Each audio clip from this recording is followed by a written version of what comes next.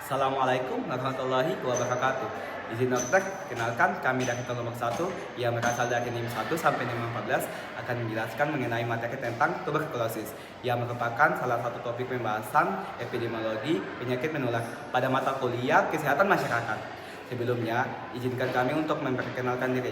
Kenalkan, nama saya Kaswani Idokejukes dengan NIM 131424006 bersama teman saya yaitu Izin dokter, perkenalkan nama saya Delvira Florencia Rahmat dengan NIM 1311424001.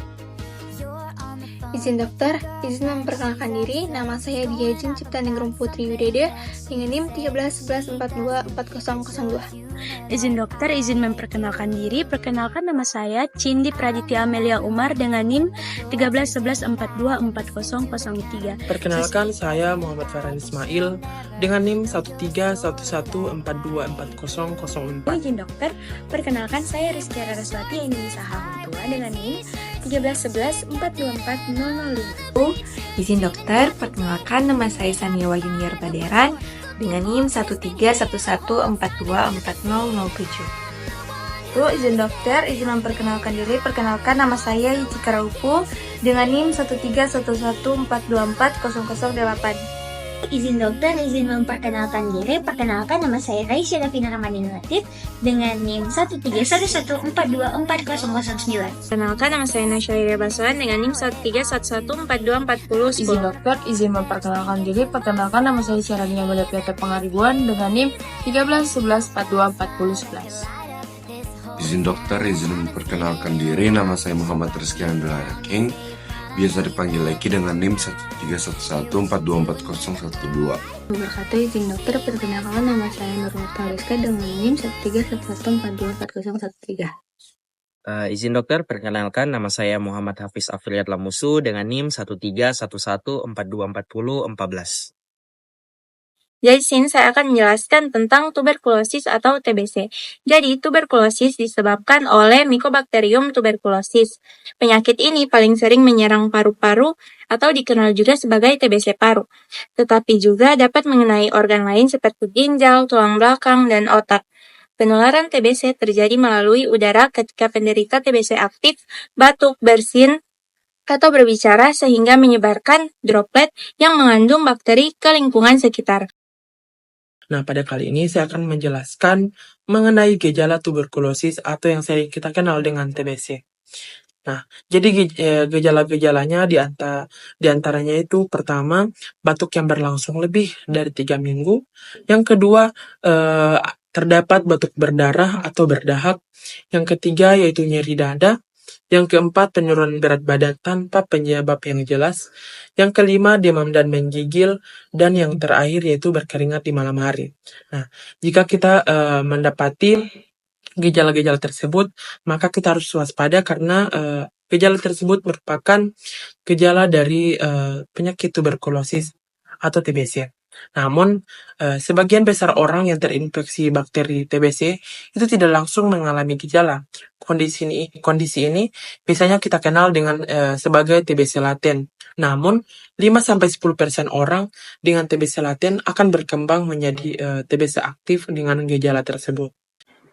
Baik, selanjutnya yaitu klasifikasi tuberkulosis.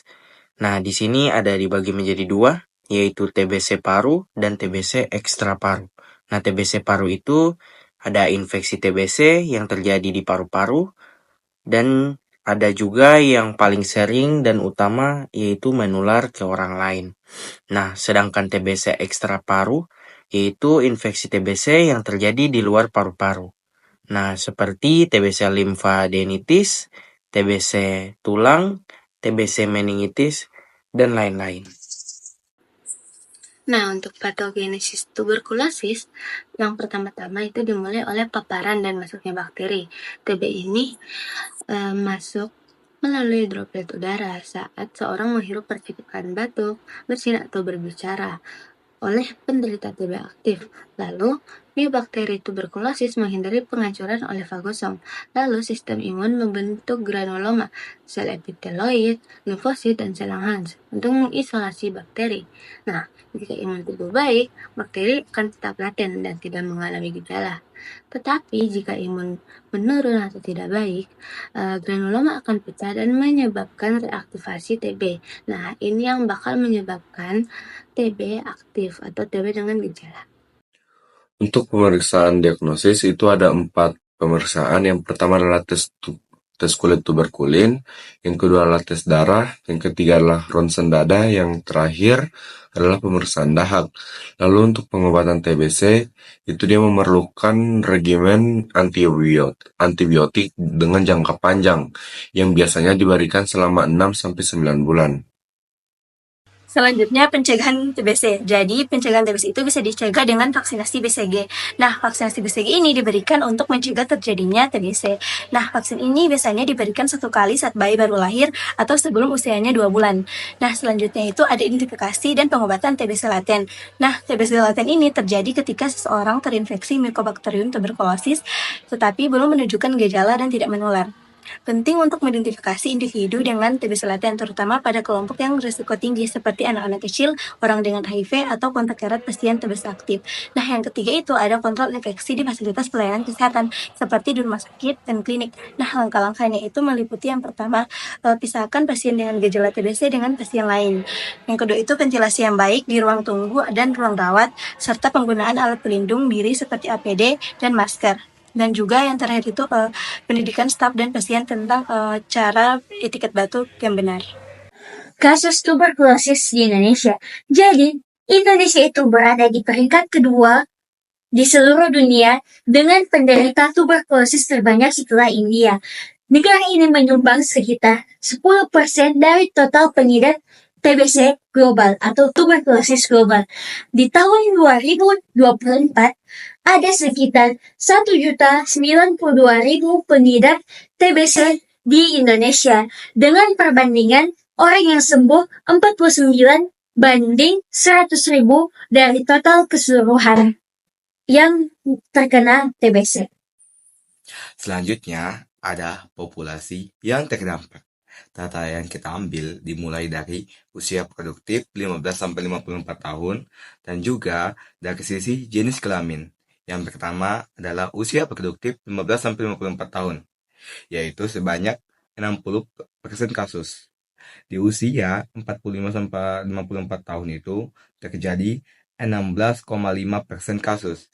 Usia 35-44 tahun terjadi 14,7% kasus. Dari usia 25-34 tahun terjadi 14,7% kasus. Dan di usia 15-24 tahun terjadi 14,2% kasus. Dan yang usia 55-64 tahun terjadi 13,2% kasus. Usia di atas 65 tahun terjadi sebanyak 6,5% kasus.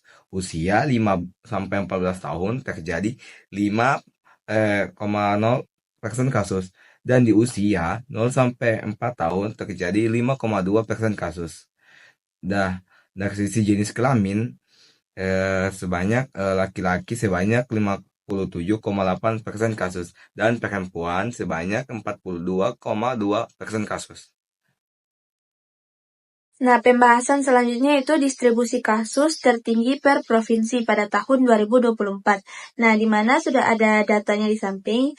Nah, data ini tuh menunjukkan bahwa provinsi dengan jumlah kasus TBC terbanyak pada tahun 2024 itu adalah yang paling tertinggi. Yang pertama itu ada Provinsi Jawa Barat, di mana terdapat 234.710 kasus. Nah, yang kedua itu ditempati oleh Jawa Timur dengan angka 116.752. Nah, selanjutnya Jawa Tengah itu dengan angka 107.685. Selanjutnya masuk pada determinan epidemiologi dari penyakit TBC. Jadi perlu diketahui ada namanya segitiga epidemiologi yang meliputi host, agen, dan lingkungan. Jadi host ini meliputi imun lemah, malnutrisi, merokok, kontak erat. Jadi pada WOS ini yaitu seseorang dengan daya tahan tubuh yang lemah, misalnya orang yang mengalami malnutrisi, kebiasaan merokok, atau memiliki riwayat kontak erat dengan penderita dari penyakit tersebut. Yang kedua ada agen. Jadi agen ini meliputi dari Mycobacterium tuberculosis, tahan asam, droplet nuclei. Jadi bakteri Mycobacterium tuberculosis ini yang bersifat tahan asam dapat menyebar melalui droplet atau percikan dahak dari penderita. Nah, dan yang ketiga ada lingkungan. Jadi lingkungan ini termasuk juga pada tempat padat, ventilasi buruk, dan dampak ekonomi. Nah, di mana faktor seperti tempat tinggal yang padat, ventilasi udara yang buruk, serta kondisi ekonomi yang rendah dapat meningkatkan resiko dari penyebaran penyakit TBC. Mengapa demikian? Karena ketiga faktor ini saling berinteraksi dan sangat menentukan dalam penyebaran penyakit TBC di masyarakat. Selanjutnya yaitu cara penularan dan juga faktor resiko dari tuberkulosis. Yang pertama yaitu penularan, yaitu adanya droplet di udara dari batuk, bersin, maupun saat berbicara. Yang kedua yaitu faktor resiko, yaitu adanya HIV atau AIDS, diabetes, malnutrisi, merokok, alkohol, polusi udara dalam ruangan, imunosupresi, kepadatan hunian, usia lanjut dan juga jenis kelamin, serta yang terakhir yaitu kontak erat dengan penderita tuberkulosis. Kemudian yang berikut untuk cara pencegahannya, yang pertama mencuci tangan. Mencuci tangan agar tetap bersih dan membantu mencegah penyebaran kuman, termasuk kuman lain yang bisa memperburuk kondisi bila daya tahan tubuh kita menurun ataupun melemah. Kemudian yang kedua, memakai masker. Nah, masker ini dapat membantu mencegah menghirup udara yang mengandung bakteri tuberkulosis, serta dapat melindungi orang lain jika kita yang sudah terinfeksi. Kemudian yang berikut, medical check-up rutin.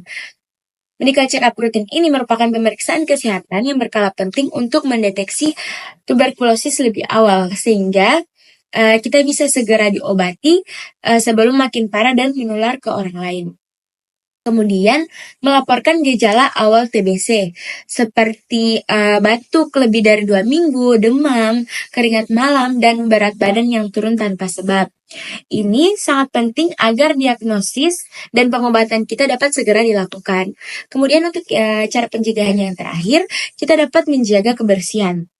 Nah, lingkungan bersih dan ventilasi yang baik bisa membantu mengurangi jumlah kuman udara dan mencegah penularan penyakit termasuk tuberkulosis. Baik, sekarang kita masuk dengan cara pengendalian TBC. Nah, yang pertama dengan cara menemukan kasus TBC lebih cepat dan mengobatinya. Nah, yang kedua memberikan pengobatan gratis sampai tuntas dengan durasi 6 bulan. Yang ketiga menyediakan fasilitas umum seperti mencuci tangan dan masker. Yang keempat mengganti alat pelindung yaitu masker, sabun dengan secara rutin.